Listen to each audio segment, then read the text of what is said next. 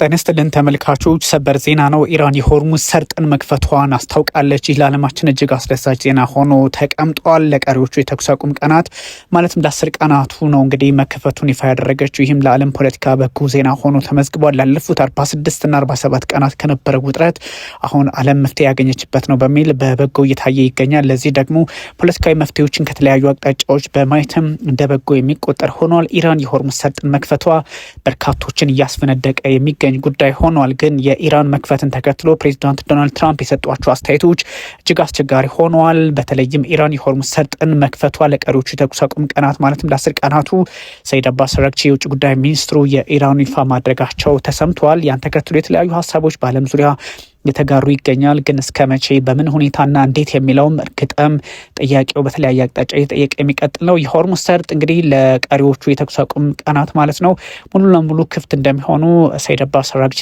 የውጭ ጉዳይ ሚኒስትሩ ማለት ነው የኢራን በግልጽ አስቀምጧል። ይህ በበጎ የሚታይ ነው። በኤክስ ገጻቸው ላይ እየጻፉት ነው። ሊባኖስ ውስጥ እንግዲህ እስራኤልና የሊባኖስ መንግስት ለ10 ቀናት ያደረጉትን የተኩስ አቁም ስምምነት ተከትሎ የሆነ ነው። ስለዚህ ኢራን ወትሮንም ጥያቄ ስታነሳው የነበረው በቤሩት ጉዳይ ላይ ቤሩት ለምን ጥቃት ይደርስባታል የሚል ጥያቄ ነበር ስታነሳ የነበረው። ስለዚህ የቤሩት ጉዳይ ለ10 ቀናት ተኩስ አቁም ላይ መደረሱን ተከትሎ ወይም ደግሞ በእነዚህ በመጪዎቹ ቀናት ውስጥ ተግባራዊ የሆነውን ተከትሎ እኛም ሆርሙዝን ከፍተናል የሚል ሀሳብ ነው የሰጡት። ይሄኛው በበጎ የሚታይ ነው። ለ40 ቀናት አሜሪካ፣ እስራኤልና ኢራን በግልጽ ጦርነት ውስጥ ነበሩ። አሁን በፓኪስታን አሸማጋይነት የ2 ሳምንታት ተኩስ አቁም መፈጸማቸው እንግዲህ ይህን አይነት በጎ ውጤት ለማምጣት እድል ፈጥሯል። በተለያዩ አጋጣሚዎች ደግሞ እንግዲህ በሚቀጥለው ሳምንት የሚጠናቀቅ ቢሆንም በተለያዩ አጋጣሚዎች ተኩስ አቁሙ እየተራዘመ እዚህ ላይ በመድረሱ በጎ ዜና ሆኖ ተመዝግቧል። ሰይድ አባስ አራግቺ የመርከቦቹ ጉዞ የሚካሄደው የኢራን አርጂሲ ኃይል የወደብና ማሪታይም ድርጅት አስቀድሞ ባሳወቀው የተቀናጀ መስመር በኩል እንደሆነ ይፋ አድርገዋል። ያ ማለት አሜሪካ በተቆጣጠረቻቸው ቦታዎች ላይ እኛ ምንም አይነት እርምጃ አንወስድም ወይም ደግሞ በሚፈጠረው ነገር ላይ ኃላፊነት አንወስድም የሚል ሀሳብ ያለው ሊሆን ይችላል። ለኢራን ውሳኔ ምላሽ ሰጥተዋል። እንግዲህ የአሜሪካው ፕሬዚዳንት ዶናልድ ትራምፕ ደግሞ አመስግኛለሁም ብለው ነበረ በትሩዝ ሶሻል ሚዲያቸው ላይ ያስቀምጠዋል። ግን ደግሞ ይሄን ካሉ በኋላ የሰጧቸው አንዳንድ ሀሳቦችም እንደዚሁ አስጊ ሆነዋል። ትራምፕ ኢራን የሆርሙዝ ሰርጥን ሙሉ በሙሉ ክፍት እንደሆነና ለሙሉ ጉዞ ዝግጁ መሆኑን ማስታወቋን በበጎ መለክተዋለሁ። እናም አይታንኪው ብለዋታል፣ አመሰግናለሁ ብለዋል። የካስ ላይ እንግዲህ የተፈጠረው ግርግርና ጦርነት በዚህ አጋጣሚ እጅግ አስቸጋሪ ሁኔታዎችን የሚጠቁም ነው። ግን ፕሬዚዳንት ዶናልድ ትራምፕ ደግሞ ዞር ብለው ትንሽ አስቸጋሪ ሀሳብ ሰጥተዋል። ትራምፕ ወደ ኢራን ወደቦች የሚደረግ ጉዞ ላይ የተጣለው እገዳ ያጠላል የሚል ሀሳብ ሰጥተዋል። እና ምንድን ነው የሚሉት ፕሬዚዳንት ዶናልድ ትራምፕ የሚል ጥያቄን በብዙዎች ዘንድ እንዲነሳ አድርገዋል። ግን የትራምፕ አቋም በእንደዚህ አይነት ሁኔታዎች እጅግ አስቸጋሪ ሊሆን እንደሚችል ወትሮንም ግምቶች ነበሩ። አሁንም እየተደረገ ያለው ይሄው ነው። ፕሬዚዳንት ዶናልድ ትራምፕ አሜሪካም ከዚህ ሳምንት መጀመሪያ በኋላ ወይም ደግሞ አንስቶ የወሰደችው ወደ ኢራን ወደቦች የሚደረግ ማለትም ሰኞ 11 ሰዓት ላይ የሆነውን የምናስታውሰው ነውና ከዛ አንጻር አንዳንድ ጉዳዮችን የተመለከትን ነበረ። ወደ ኢራን ወደቦች የሚደረግ ጉዞውን የማገድ እርምጃ ቴህራን ስምምነት ላይ እስከምትደርስ ድረስ አሁንም በሙሉ ብሎክ ሆኖ ይቀጥላል። እንግዲህ በሙሉ ኃይልና ተፈጻሚነት በዚህ ጉዳይ ላይ ሁኔታው ይታያል ተብሎ ይታሰባል። ለምን እንደዚህ ሆነ የሚሉ ጥያቄዎችን በስፋት ይነሳሉ። ለምን በእርግጥም በአንዳንድ ሰዎች የፖለቲካ አውድም ሆነ አረዳድ የሚታይ ተደርጎ ሊወሰድ ቢችልም ግን ይሄኛውን ጉዳይ ማየት ያስፈልጋል ተብሏል። ኢራን ዘግታ የቆየችውን የሆርሙዝ ሰርጥን ለቀሪዎቹ እንግዲህ የተኩስ አቁም ቀናት እንደምትከፍት ማስታወቋን ተከትሎ ነው ፕሬዚዳንት ዶናልድ ትራምፕ አሁንም እሳቸው ትንሽ ጸባጫሪ የሚመስል ሌላ ሀሳብ የሰጡት። ምናልባት ይህ ጉዳይ መፍትሄ ይመጣል ወይ የሚለውንም እንደዚሁ ጥያቄ ውስጥ ለማስገባት ብዙዎች እያዩት ይገኛል። የኢራን ውሳኔ ግን ከዚህ ቀደም ካቀረበቻቸው በተለይም ከሊባኖሱ ጋር በተገናኘ ካቀረበቻቸው ጉዳዮች ጋር አብሮ የሚታይ ነው። አሜሪካ እንግዲህ ፕሬዠር በኢራን ላይ አሁንም ፈጽማ ወይንም ጫና አድርጋ እንድትቀጥል ፍላጎቱ እንዳላት እየተነገረ ይገኛል። The chance of the US lifting the naval block were never particularly high, as Trump administration sees that as a way of putting more pressure on Iran የሚሉ ሀሳቦችም እንደዚሁ ይወጡ ይገኛል። ግን ትራምፕ ቅርታ የባህር ላይ እንቅስቃሴዎች አሁንም ተዘግተው ሊቀጥሉ እንደሚችሉ በሌላ በኩል ደግሞ መግለጻቸው ያ ማለት ወደ ኢራን ወደብ የሚጓዙት የሰላም ስምምነት እስኪመጣ ድረስ የሚባል ጉዳይ ነው ያመጡት። ወይም ደግሞ ይሄኛው ትንሽ ኢራን ከፍቻለሁ ባለችበት አጋጣሚ አደሴም ታይም ደግሞ ትራምፕ ወደ ኢራን ወደቦች የሚንቀሳቀሱት ላይ ግን አሁንም ተፈጻሚ ሆነው ይቀጥላል የሚል ሀሳብ መስጠታቸው ትንሽ ጉዳዮችን ሌላ አቅጣጫ እንዲኖራቸው የሚያደርግ ሆኖ ተመዝግበዋል። ያም ሆኖ ግን ፕሬዚዳንት ዶናልድ ትራምፕም በዚህ ልክ ሀሳብ ማቅረባቸው በበጎ ሊታይ ይችላል። በቀጣይ እንግዲህ በእስራኤልና በሊባኖስ መካከል የተደረገው ስምምነት ቀጣይነትና በአጭሩ የመቆም ጉዳይ ደግሞ የሆርሙዝንም የመከፈትና የመዘጋት ጉዳይ በቅርብ የመክፈትና ያለመከፈት ጉዳይንም የሚወስን ይሆናል። ስለዚህ በሊባኖስና በእስራኤል መካከል በሚደረገው የተኩስ አቁም ስምምነት ልክ የሚሄድ ሊሆን ይችላል ተብሎ ነው የተቀመጠው።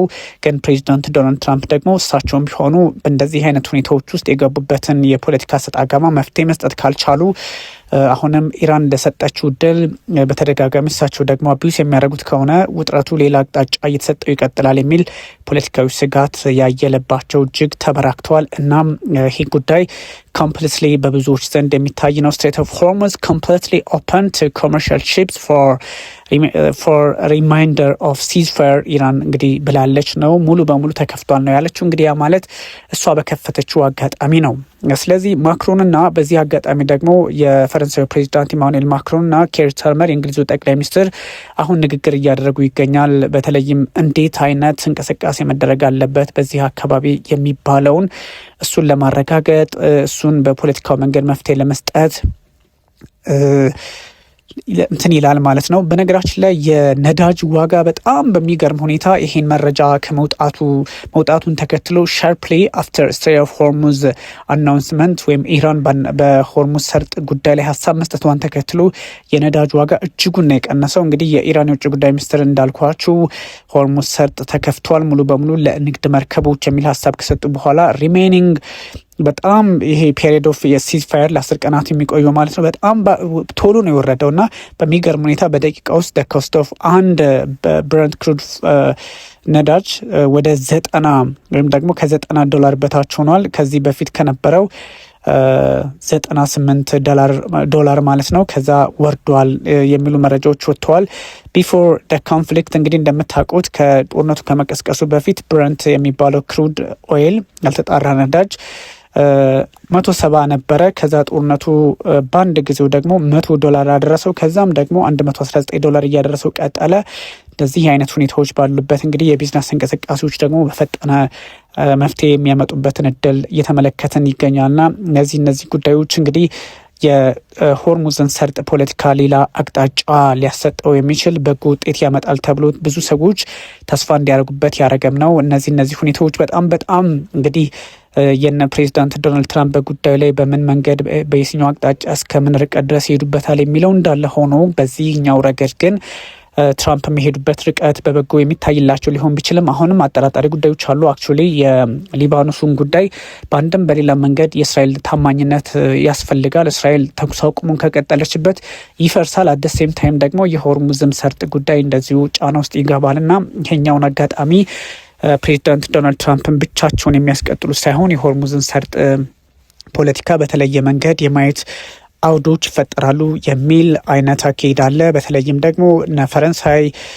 እነ ብሪታንያ በዚህ ጉዳይ ላይ የሚከተሉት አቋምና ከፕሬዚዳንት ዶናልድ ትራምፕ ጋር አብረው ለመስራት የሚሄዱባቸው ርቀቶች ለመፍትሄ ብለው ያስቀመጧቸው ጉዳዮች እስከምን ይቀጥላሉ የሚሉትንም እንደዚሁ ታሳቢ ማድረግ ያስፈልጋል። ግን ፕሬዚዳንት ዶናልድ ትራምፕ የዓለማችን 1/5 ነዳጅ የሚተላለፍበትን በተለይም ደግሞ በአብዛኛው ወደ ኤዥያ ሀገራት እንደዚሁም ደግሞ ከሀርግ ደሴት ጀምሮ የተለያዩ አካባቢዎችን እነ ኢማም ሐምኔ የመሳሰሉ ወደቦችን በመጠቀም ኢራን የምታንቀሳቀስበት የሆርሙዝ ሰርጥ በመሆኑ በቀላሉ ኢምፓክትድ ሊሆን አይገባም ነበረ። ግን ኢምፓክትድ ሆኗል። ኢራንም አማራጭ ፍለጋ የተለያዩ እንቅስቃሴዎችን እንድታደርግ አስገድዷት ነበረ። ከዛ አንጻር ፕሬዚዳንት ዶናልድ ትራምፕን ፖለቲካዊ ፍላጎታቸውን ለማስፈጸም ሆርሙዝ ሰርጥን አንቀው በመያዝ የተለያዩ እንቅስቃሴዎችን በመግታት የዓለምን የነዳጅ ዋጋና የዓለምን አንዳንድ የሸቀጥ ዋጋዎችን ያ ማለት በጣም እጅግ አስፈላጊ የሆኑ ምርቶችን ጫና ውስጥ እስከ ማስገባት ደርሰዋልና በተለያየ የፖለቲካ አውድና መለኪያ ላይ የነበረው አካሄድ በእርግጥም ፈተናውን ሌላ አቅጣጫ የሚያሰጥ ሆኖ ተመዝግቧል። ግን ፕሬዚዳንት ዶናልድ ትራምፕ ለነገሮች ሁሉ መፍትሄ እንሰጣለን የሚል አቋማቸውንም በተደጋጋሚ ሲያጋሩ የነበረበትን ጊዜ እናስታውሳለን። ግን ፕሬዚዳንት ዶናልድ ትራምፕ እሳቸው ባስቀመጡት ሀሳብና ፖለቲካዊ ፍላጎትን ብቻ ሳይሆን ከኢራን ፍላጎትም የተወሰደ የተቀነጨበ እንደዚሁም ደግሞ ተቀንብቦ የተቀመጠ የፖለቲካ አውድና ስርዓትን ማየት በተለየ አቅጣጫ መገንዘብ ማሰላሰልን እንደሚያስፈልግ እየተነገረ ይገኛል። ግን ፕሬዚዳንት ዶናልድ ትራምፕ አሉም አላሉም አሁን ወደ ተኩስ አቁም የሚገባበት አውድ መፈጠሩ ለብዙዎች ዘንድ በበጎ የሚታይ ቢሆንም ግን ሁኔታዎችን አቅላችሁ ለምን ትመለከታላችሁ የሚል ጥያቄ የሚነሳባቸው ሰዎች ደግሞ ቁጥራቸው ከእለት ወደ እለት እየጨመረ መጥተዋል። ስለዚህ ኢራንስ ፎሬን ሚኒስትር the Strait of Hormuz is completely open ሳይድ የሚለው መረጃ እጅግ ዓለማችንን በብዙ መንገድ እያነጋገረ የሚገኝ ጉዳይ ሆኗል። ፕሬዚዳንት ዶናልድ ትራምፕ ኢራንን አመስግነዋል። ትራምፕ እንግዲህ ኢራንን ያመሰግኑት በትሩዝ ሶሻል ሚዲያቸው ላይ ሆርሙዝን ሙሉ በሙሉ በመክፈታቸው ነው።